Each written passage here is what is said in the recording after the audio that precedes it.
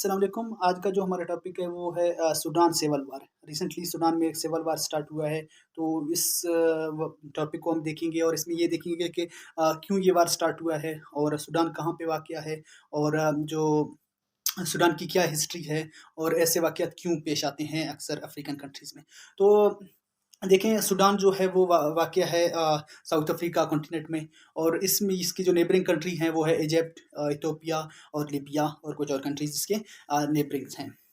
देखें, ये जो कंट्री है इसमें डिफरेंट एथनिक ग्रुप रहते हैं। इसमें सबसे ज़्यादा जो पॉपुलेशन है वो है अरब मुस्लिम्स की, तकरीबन 91%।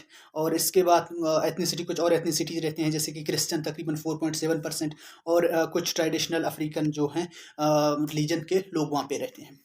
अगर हम इसकी तारीख देखें तो इसने अपनी इंडिपेंडेंस जो हासिल की है वो 1956 से जो ब्रिटिश गवर्नमेंट यूनाइटेड किंगडम, वहाँ से सूडान ने अपनी आज़ादी हासिल की है और एक आज़ाद मुल्क बन गया 1956 में। इसके बाद ऐसे नहीं है कि जो रिसेंटली एक सिविल वार स्टार्ट है सूडान में, इससे पहले भी बहुत से ऐसे अनस्टेबिलिटी होते रहते हैं सूडान में, और ऐसे वाक़यात होते रहते हैं सिविल वार और दूसरी चीज़ें। अफ्रीकन कंट्रीज़ में अक्सर इंस्टेबिलिटी इतनी कोई नई चीज़ नहीं है। दूसरी बात ये है कि क्यों ये रिसेंटली एक सिविल वार स्टार्ट हुआ है। देखिए, ये जो सिविल वार है ये है 2 शख्सियत के दरमियान, 2 जनरल्स के दरमियान। ये एक जनरल है जनरल फ़तेह बोरान, और दूसरा जनरल है जनरल हमदान दंगलो। जनरल फ़तेह बोरान जो हैं वो करंटली प्रेसिडेंट ऑफ सूडान हैं और आर्मी चीफ हैं सूडान के। और जनरल हमदान जो दंगलो हैं वो हैं रिपेड सपोर्ट फोर्स, आरएसएफ के हेड हैं। दरअसल ये आरएसएफ भी सूडान आर्मी का हिस्सा था, और माजी में ये हिस्सा था, लेकिन अब इसको रिसेंटली जो सूडान की गवर्नमेंट ने इसे बागी ठहराया इस ग्रुप को, और मिलिटेंट्स इसको ठहराया है कि ये अब सूडान आर्मी के पार्ट नहीं है, ये बागी हैं। माजी में ये सूडान आर्मी के साथ थे आरएसएफ। अच्छा, ये आरएसएफ और जो है एसएएफ सूडान आर्मी फोर्स, इनके दरमियान में क्लैश जारी है। जो इनके कैपिटल है वहाँ पे रिसेंटली इनके सिविल वार स्टार्ट हुआ, उससे हज़ारों की तादाद में लोग मारे गए। अब ये है कि दूसरी बात ये है कि क्यों ऐसे वाक़यात स्टार्ट हुए हैं और इसकी क्या वजह है, ये आरएसएफ बनाया क्यों गया है, और ये आरएसएफ और 2 फोर्स कैसे बने हैं एक आर्मी में, एक कंट्री में। अच्छा, 1919 से लेकर 2019 तक जो गवर्नमेंट वहाँ पे सूडान में था वो था उमर अल शबीर का। उमर अल शबीर की गवर्नमेंट वहाँ पे थी, वो भी उनका भी जो बैकग्राउंड है वो आर्मी से है।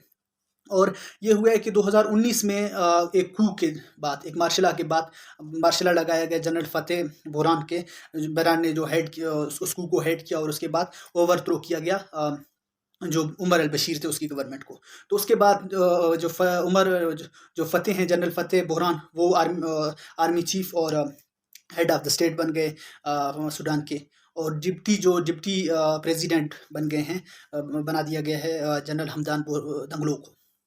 तो ये हुआ है कि इनकी पावर शेयरिंग हुई थी उस टाइम।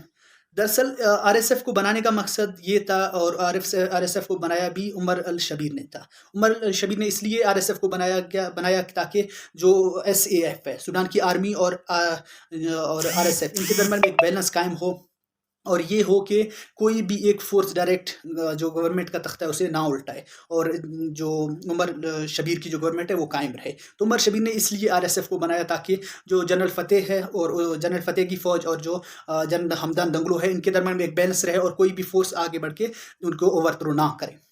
लेकिन ये है कि अनफॉर्चुनेटली ये कह सकते हैं कि ताकत की जंग में कोई भी, या इक़्तिदार की जंग में कोई भी दोस्त नहीं होता। तो ये हुआ है कि 2019 में जनरल हमदान दंगलो और जनरल फ़तेह बोरान के अलायंस बना, और इन लोगों ने साथ मिलके जो उमर शबीर की गवर्नमेंट है उसे ख़त्म किया, और उसके बाद ये इक़्तिदार में बरजमान हुए, और डिप्टी जो प्रेसिडेंट बन गए जनरल फ़तेह, और डिप्टी प्रेसिडेंट बन गए जनरल हमदान दंगलो। लेकिन अब ये हुआ है कि अब भी यही ताकत की जंग में ये एक दूसरे के साथ लड़ रहे हैं, और इसलिए वजह से लड़ रहे हैं कि अब सूडान को कौन रूल करेगा, अब सूडान के प्रेसिडेंट कौन बनेगा। तो इस वजह से इनकी पॉलिसी, अब सूडान में किसकी पॉलिसी चलेगी या कौन हुकूमत करेगा। तो अब ये 2 जनरल्स की जंग है कि कौन सूडान का प्रेसिडेंट बनेगा और किसकी बात मानी जाएगी। तो ये इनकी क्लैशेस अभी तक